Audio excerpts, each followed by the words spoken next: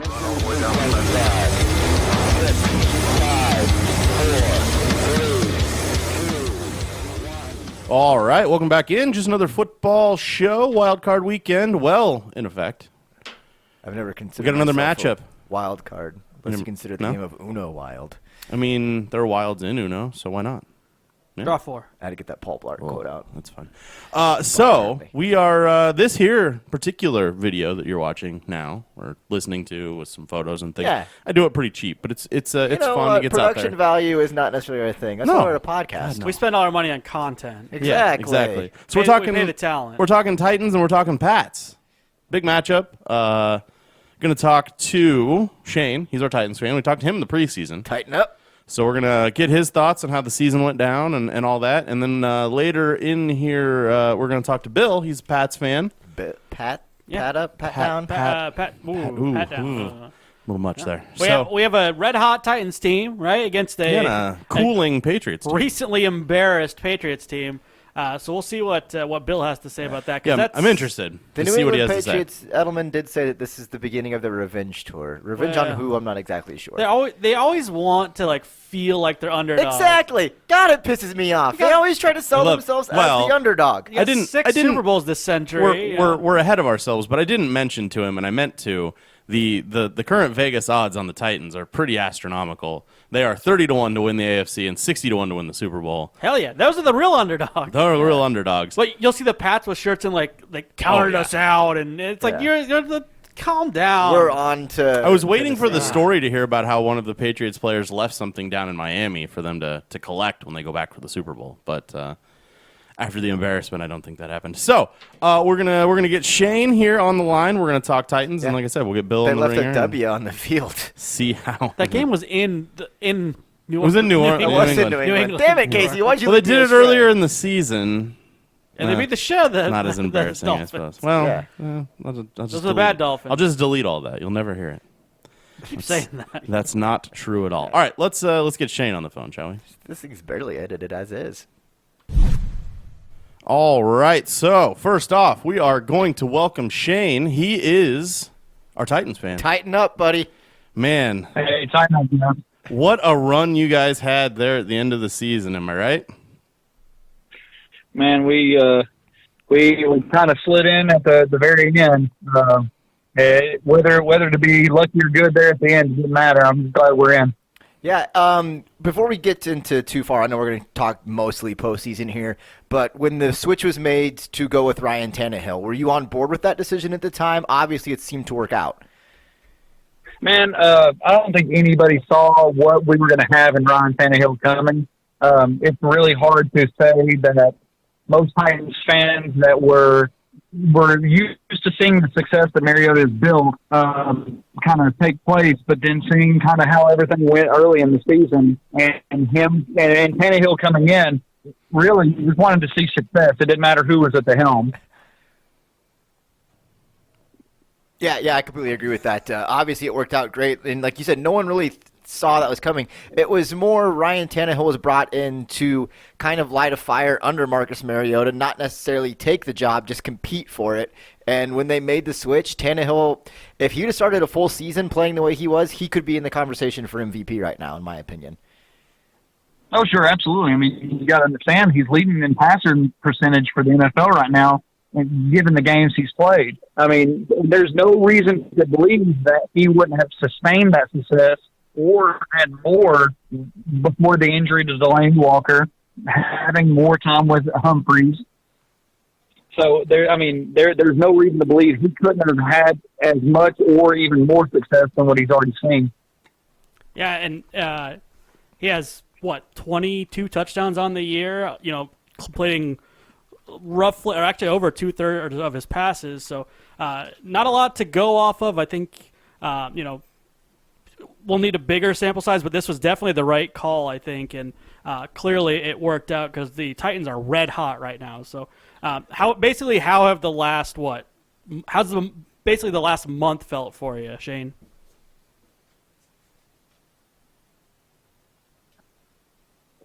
Well, and we've been really unlucky as it came down to the field to watch that game live and know that we were kind of behind the eight ball with the injuries. Not about Dory Jackson. We've tried to scratch and fight and claw for everything that we've done up to this point. And I think that it kind of goes to show, even if we hadn't have won, even if the Texans hadn't rested everybody and we'd had to fight harder in Houston to get into the playoffs, if we lost that game, we still had the tiebreakers that we needed to get in, even with that loss, which kind of goes to show how well the Titans have done since the switch to Tannehill. Yeah, as good as Tannehill's been playing, the run game there is obviously firing on all cylinders. And a big takeaway that I'm sure our buddy Kyle will be absolutely loving that we're mentioning right now is the play of A.J. Brown this season. This kid has been playing lights out at the position. Man, we didn't know what we got in that guy. Titans fans have been starved for a star wide receiver since the inception of this franchise. I mean, Derek Mason was the closest thing we had to a star, and he, at this point right now, with them both on the field, at this point in their career, Derek Mason couldn't hold a candle to A.J. Brown. Yeah, A.J. has been unreal. He's been he went over 1,000 yards in the last game of the year, got himself 8 touchdowns, including I think he had 4 games straight with a touchdown. Even against the Saints, he got one. It was a little unconventional, but he got one on the ground. And in that game, they struggled to get him going early, which probably contributed a little bit to why they ended up losing that game. Obviously, it was the Saints, and they're a very good team. But A.J. Brown has been explosive. He's, in my opinion, the best rookie wide receiver of the year, which really does set up for the ultimate test on Saturday night. He's going to go up against Stephon Gilmore. We'll really see what he's made of and what Ryan Tannehill's made of and what this whole offense is, because it's kind of a ramshackle offense. You know, you have Derrick Henry, who's an absolute stud, and A.J. Brown has been really good. Ryan Tannehill is hot as anyone in the league right now, but the rest of the guys there, Corey Davis, Jonnu Smith, you know, sometimes you'll have guys step up, and sometimes you don't know what you're going to get. So how do you feel about this Titans offense going against what for a long time was the best defense in the league in the Patriots? Well, I'll tell you this.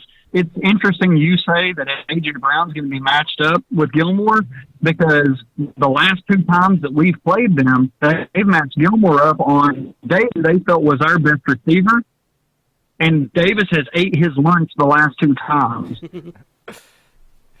And so my question is, if Davis has done that well against who they pair up against their best receiver, I don't know who they've got left to defend Davis. That's true. I mean, they've obviously Stephon Gilmore is the star on that team, but they've been getting it done fairly well. Obviously, that Miami game was an anomaly for the Patriots, but that's my assumption, is that they'd put Stephon Gilmore on A.J. Brown, because A.J. Brown has been red hot, impossible to stop this last month or so.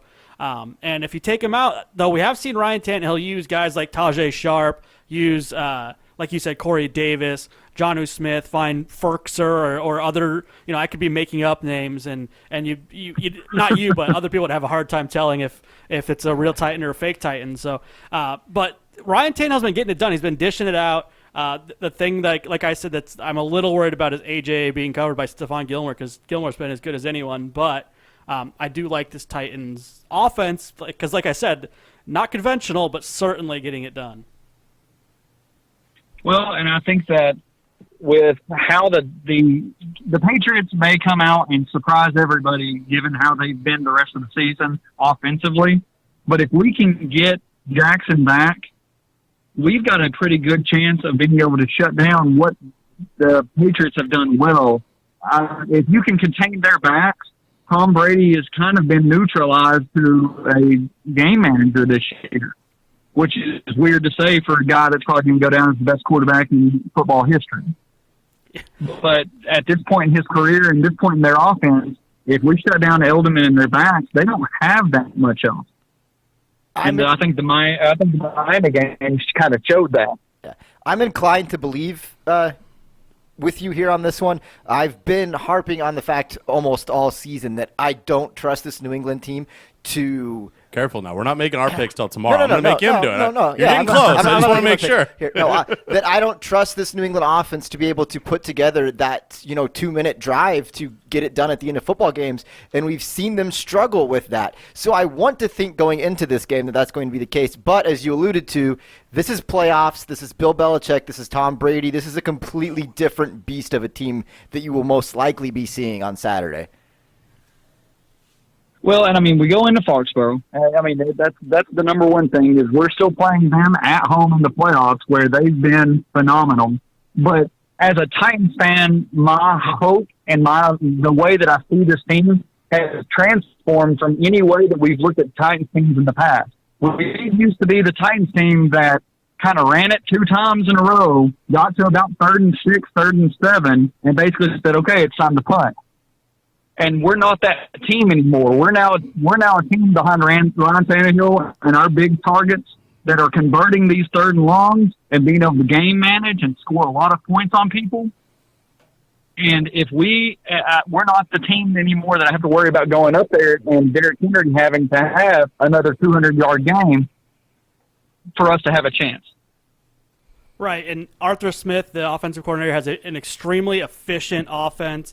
Lots of different looks, lots of guys being involved. It's not just the one horse show with Derrick Henry anymore. Ryan Tannehill, especially if you can get Ryan Tannehill moving, his legs have been deadly for him since he came in. That's something that we didn't really expect out of Tannehill. We knew we were going to get that with Mariota, but something that we've actually gotten more out of Tannehill, and it's been really used in crucial situations, kind of when they need to get something going. Ryan Tannehill will tuck it and run and usually get a nice chunk of yardage to get the team back in it. So I think there's a lot of ways that you can hurt this New England defense.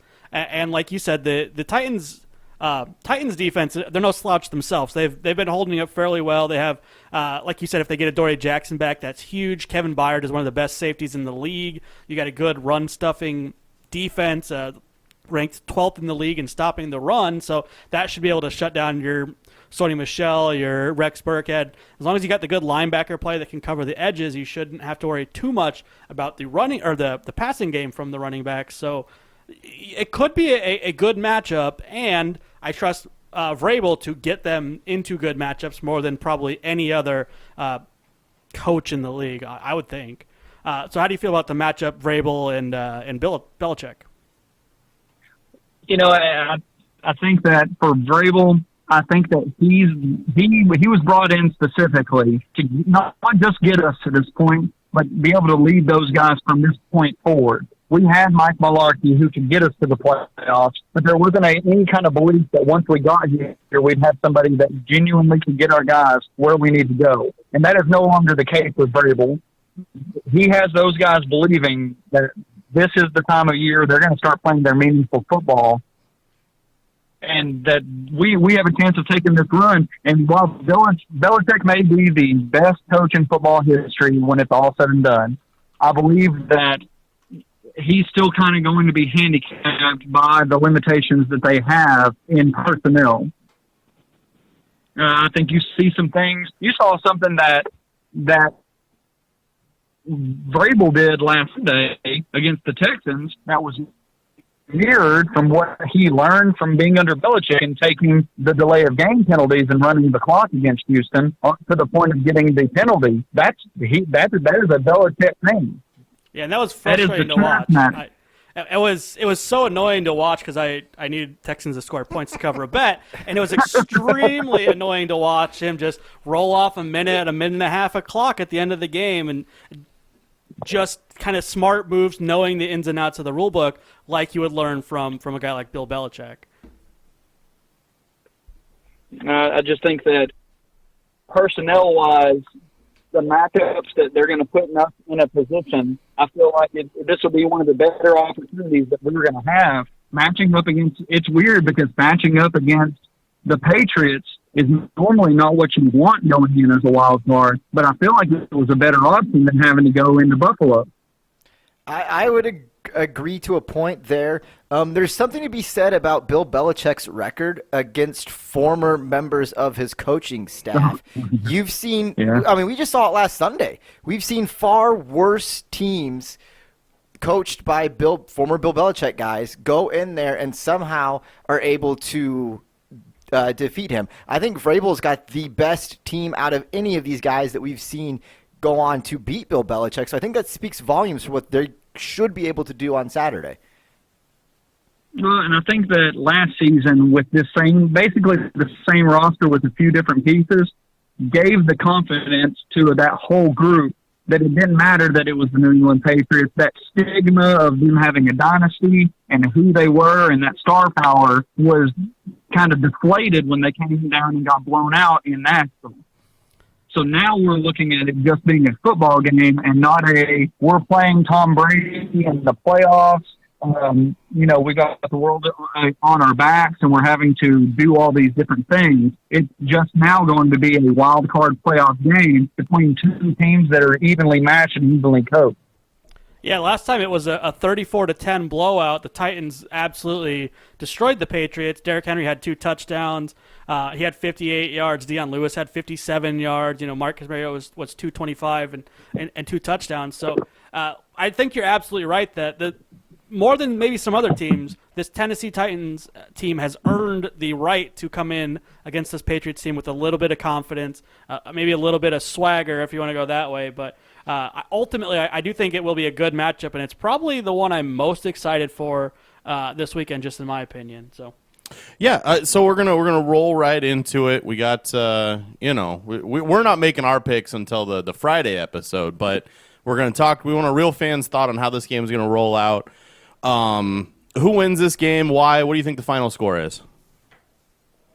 Man, it's hard being a football guy and then try not to answer through my fan goggles. Oh yeah, that's why we call. Because I guess I'll be the Titans fan right now. This will be the opportunity that the Titans start the revenge tour against all the other playoff teams. We're going to start with the revenge tour at New England on a Saturday night in prime time, the exact same way we had it the last time we went up there and got blown out. This is our opportunity to end Tom Brady's career up in New England. We'll send him packing to his vacation home. We'll run the ball early. We'll play action and get the ball to A.J. Brown and Jonnu Smith early, jump out to an early lead, and ride it out for the rest of the win all the way up there. If I had to put a number to it, I'm going in the 35 to 21 range. All right. I like it. I hope that you're correct. I really, really, really. I think we all do. There might be some Patriots fans and that's listening. Coming from a Chiefs fan who. Hey, man, I was terrified that we were going to get the Titans in the first round. This is the team nobody wants to play. It's not just the Chiefs. The Chiefs specifically. The Titans have owned the Chiefs over the past 6 years, but I don't think anybody wants to play this Titans team right now. They are just red hot, and they're out for blood. So we shall see how it pans out there Saturday night. All right, Shane, we appreciate your time. We hope to maybe be talking to you next weekend. I appreciate that. I hope to talk to you guys. All right, man. Thanks. Have a good one. Y'all too. All right, we're going to take a quick little break, and then we'll come back with the next side of this. What is it? Who do they play? The Patriots? Patriots. And talk to a Patriots fan right after this. All right, so now we got to welcome on Jeromy. He is our Patriots fan. He's gonna talk us into this Patriots team. I'm not sure. I don't know that I'm gonna do that. Oh, you seemed real enthusiastic off air, yeah. I know we're gonna survive. I'm confident of that. I just don't know that I can talk you guys into that until after it happens. That's fair. That's a totally different thing. That's a very good point there. I'm just gonna dive right into it. The Miami game, limping into now a wild card round, which is unfamiliar territory for this team. In fact, they've never made it to winning a Super Bowl from this position. So I guess they've got an uphill battle ahead of them. We've got records to break now. Yeah, there's the one they haven't done yet. Yeah, they haven't done that yet. So, they keep saying Brady's done it all. Well, he hasn't done this. Are you at all worried, though, about the fact that you're coming in off of a loss to a red-hot Titans team? I'm not worried about coming off the loss. That doesn't affect the Patriots, really, unless we're playing the same team again. that doesn't affect their mindset and how they prepare for it. I'm worried about playing former Patriots. I think there's like 4 or 5 people on the Titans team that are former Patriots and that are very familiar with Tom Brady and Bill Belichick and the entire system. None more important than their head coach. Yeah, and last time they played, Mike Vrabel was the head coach. It was back in November 2018, and we've mentioned it before, but the Titans beat the crap out of the Patriots. It was 34-10, I think. So there is some familiarity there, and it is a little bit scary. And I think the track record for Bill Belichick versus former assistants is a little shaky. So do you think it's a familiarity with the offensive scheme or with Bill Belichick's plays? Or all of the above. Yeah. Especially if you've ever played on the same team as Brady and you know those looks in his eyes. Yeah. When you get to that point where you're comfortable knowing those looks in his eyes, Brady's a lot like a second head coach out there on the field, calling shots, changing up plays. But if you're able to read his eyes, that makes you a much more dominant threat to the Patriots. Yeah, and Tom does a great job of, like you said, dissecting things on the field, changing the plays, knowing when to audible out of certain situations. This offense has been sluggish, is putting it nicely throughout the entire season here, to a point where I have major questions of whether or not, when push comes to shove, that they can get it done in the final closing moments of a football game. We saw it against Kansas City amidst some controversy as well. We kind of saw it, obviously, just only 30 seconds against Miami, but a team that they should have been able to not even be in that position to begin with. Do you still feel confident in this offense, their abilities to score points when needed? I'm confident in the offense's abilities. I don't think Brady is. In years past, Brady had a certain confidence when he was throwing to Gronk, when he was throwing to Edelman, or a healthy Edelman, that he could take a hit and just let it rip. And he'd know those guys would bring it in, no matter how many defenders were on him. I've seen Brady throw the ball away more this year than I have in the entire time I've seen him play. That's unsettling to me. I don't like our chances going into this game. However, that's one of the things that the Patriots have often fed off of, is the doubters and the naysayers and the people saying they can't get it done. The other thing is unpatriot-like is looking past the Titans. If by chance we're able to beat them, because we probably will by a slim margin, but we will. If we get past them, we are going to be playing every single team that we lost to this season.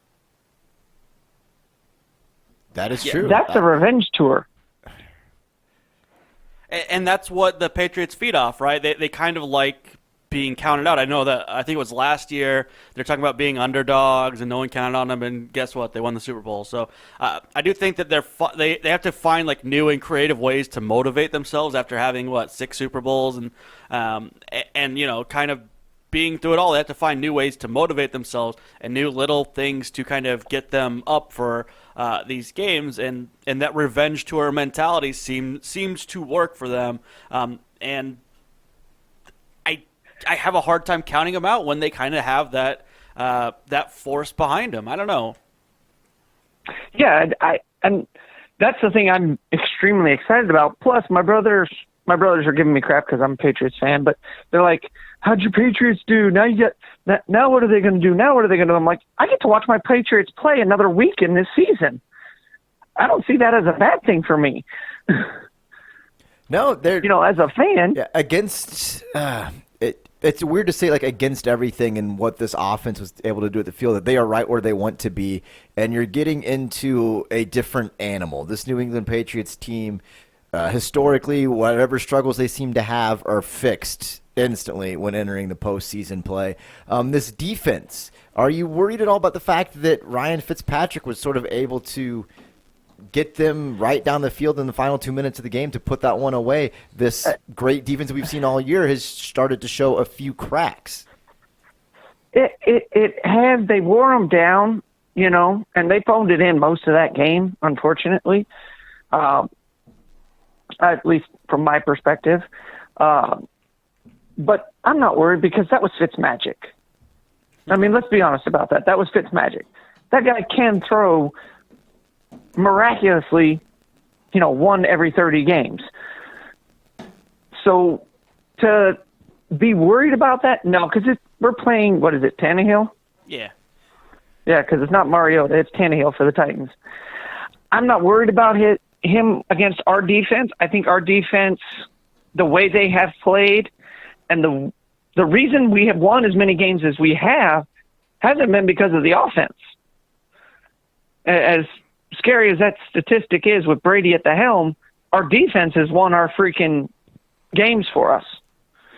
So I can't remember. I think it was Coach Tomlin that used to say, defense is what wins championships, not offense. That is the mindset through most of the old school hard-nosed football coaches is defenses win you championships down the stretch. And this defense, there was a point in the year where they were outscoring their own offense, which is just mind-blowing to think about. And we're here with the New England Patriots team that they've always had a pretty good to, okay defense, but this is something that we have not seen this team do. Do you think it's out of necessity for what the offenses have struggled, or is it just kind of a coincidence? A little bit of both. I think it's planning and coincidence because Belichick knew we were losing Gronkowski, which is a severe outside line threat. Because if you threw Gronk down the outside and Edelman to the middle, you had to pick which one to double team. You couldn't double team them both. Otherwise, they'd run the freaking ball and they'd get a first down. So I think out of necessity, Belichick has said to his defensive coordinator, look, here's what we need out of you guys this year. And they've really stepped it up. I mean, these aren't, rookies playing defense this year. These are guys that have been around for a while, and they're starting to become household names. Look at Stephon Gilmore, cornerback. I mean, 2 years ago, nobody was even really talking about him. Yeah, right? He stepped up huge this year. A lot of guys for the Patriots have, and I think that's, they're made famous the idea of next man up, and everyone has kind of come up to that next level. Everyone except for a reliable second target for Brady besides Edelman. It's been a host of other guys that have tried to fill that role, right? Like Dorsett and N'Keal Harry and Ben Watson. Do you have Sanu? Do you have a legitimate second target for Tom Brady behind Edelman? Not a legitimate one. I have hopes of a legitimate one. I hope Sanu and Harry become the threats that they should be. And I hate to say it, but I don't see that happening in this game. That's a big trust factor, and that's going to take a lot of time. And Brady hasn't had the time that he normally has with these guys on the off season. You got to keep in mind, Brady doesn't take an off season. He still practices throughout the year, and he always practiced with Edelman and Gronk and a few of the other guys that were his receivers. He'd practice year-round with them. These relatively new guys, he really hasn't done that with. So that level of trust hasn't been built. I think Sanu's going to be the outside line threat, but I don't know if Brady trusts him enough.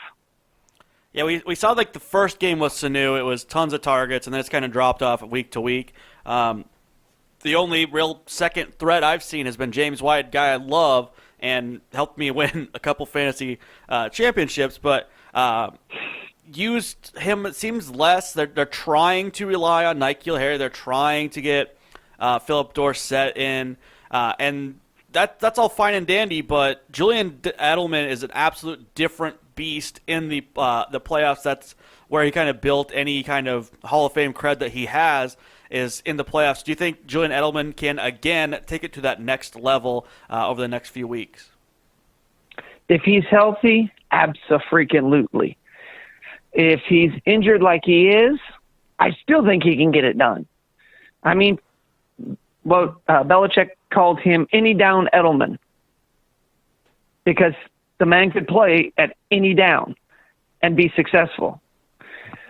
I mean, shoot, a couple of weeks ago, I even witnessed Tom Brady throw off a block. When was the last time we ever seen Brady block anybody? And he I mean, looks good legitimately. doing it, too. It was a nice phone block. It was believable. You're like, holy shit, was that Brady? Sorry for the language. No. We We do much worse. we are rated M for mature. So, Okay. And Edelman, when he needs to, he can throw the ball too. He's 2 for 2 this year, 47 yards and a touchdown. So can't complain about that. Yeah, I mean, that's the other factor I think that Belichick is going to start utilizing a little bit more with Josh McDaniels is the creative plays. I think they're working a lot in practice this week on those creative, double back draw plays where the ball gets tossed around like 4 times and then thrown downfield for a touchdown. I think they're working on those. I think that's what we're going to see come Saturday night. It's going to be one of those plays that's the difference maker play. Yeah, we've seen quite a few of those in the past few weeks. That was my concern. I think Jam brought it out a few weeks ago. Was the fact that they're pulling out these plays now, is that hurt them and their ability to use them in the postseason? But we definitely have seen some of them, and I anticipate seeing more with the way that this offense is sort of not moving the ball as well as we've seen them do in the past. Yeah, but as much as people like to discredit them, they have been successful at winning games. Yeah, that's all you can really be asked to do. I mean, they're almost as successful as them Niners in that Jeremy's team. Yeah, this season they've been, close. They've been okay. I made a bold prediction. It was like week 3 or 4. I said I would love to see a Super Bowl Patriots Niners. That'd be fun. It'd be fun. I'd be all right with that, barring the outcome. Yeah. I mean, I know your guys are going to go irregardless. I don't see anybody other than maybe Seattle posing a real threat to you guys in the postseason. They got that number. We don't see those division matchups again. They're always fun. Yeah. All right, so we've done it with everybody else. We gotta ask you. We need you to pick the game for Saturday night, and give us a final score. What do you think? How do you think this one's going to turn out? 31-24, Patriots. Right on it. All right, man. If that's the case, we might be hitting you up next week to have a little conversation about your team coming in to play my Kansas City Chiefs.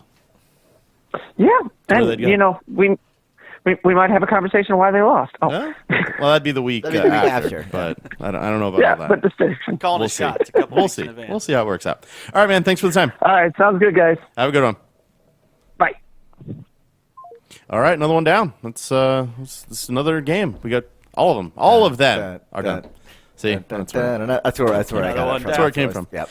So this is shaping up to be a good game. I'm excited for this one too. I'm excited for all of these. All the wild card games should be, like I said, should be it's like tasty top-notch. tacos. I'm always excited. should have a healthy slate of games this weekend. All right, so as we've said before, go find the rest of these previews, download the podcast, share it with your friends. You guys know the drill by now. We appreciate you and appreciate you guys sharing the stuff that's going on. So until next time, I don't know when that is. You click a video, or if you've listened to the podcast, or we'll be doing the division preview, wildcard weekend preview internally. We'll be discussing the games and making our picks for you. That podcast will be available Friday morning. So until whenever you hear our voices again, or Friday, whatever it happens to be. Whatever comes first. Exactly. This has been Just Another Football Show. Bye. See ya. That's one.